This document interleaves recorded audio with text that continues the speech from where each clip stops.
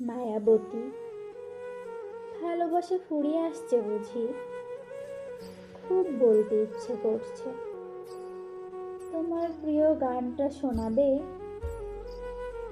সাহস আর মানসিকতার যুদ্ধে আজ আমরা পরাজিত।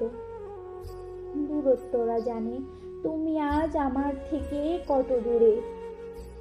তোমার চোখের সামনে বসে অপলক তাকিয়ে থাকি আমি, কিন্তু আজ আর আমার কপালের ভাঁজ তোমার চোখে পড়ে না। অনেক বিরক্ত তুমি আমার উপর।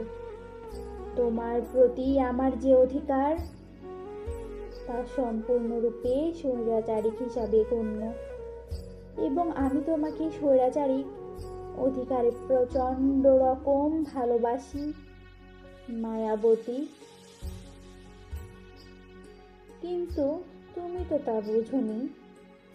জীবনে একটা দারুণ স্বপ্ন ছিল, শুরু না হতেই ভেঙে গেল। একটা আশার প্রদীপ ছিল, জ্বলতে গিয়ে নিভে গেল।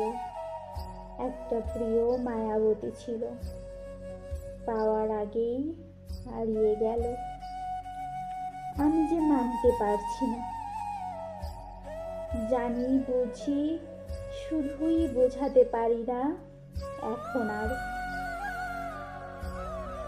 খোদার কসম, তোমার ভালো থাকা দেখার অপেক্ষায়। তারপর চলে যাব, সত্যিই চলে যাব।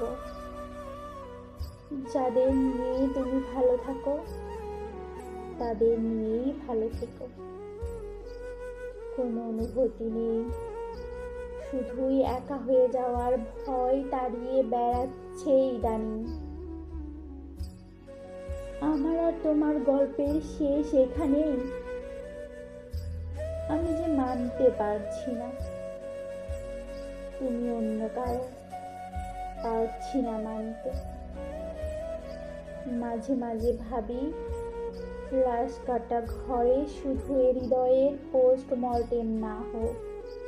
কত ভালোবাসি মায়াবতীকে, তদন্তে যেন তার একটু কলঙ্ক না হয়।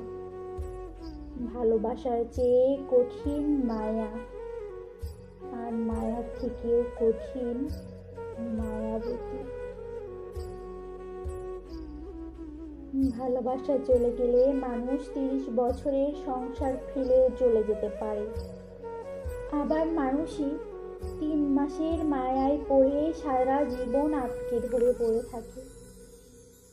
আমি সেই প্রথম দিনেই তোমার হয়ে গিয়েছিলাম। তুমি ছাড়া বাঁচবো কিভাবে বলো?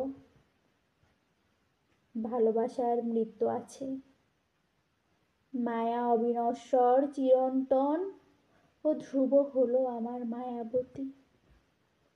তাহলে কেন এমন হলো? পারতাম তো একটা জীবন একসাথে কাটিয়ে দিতে।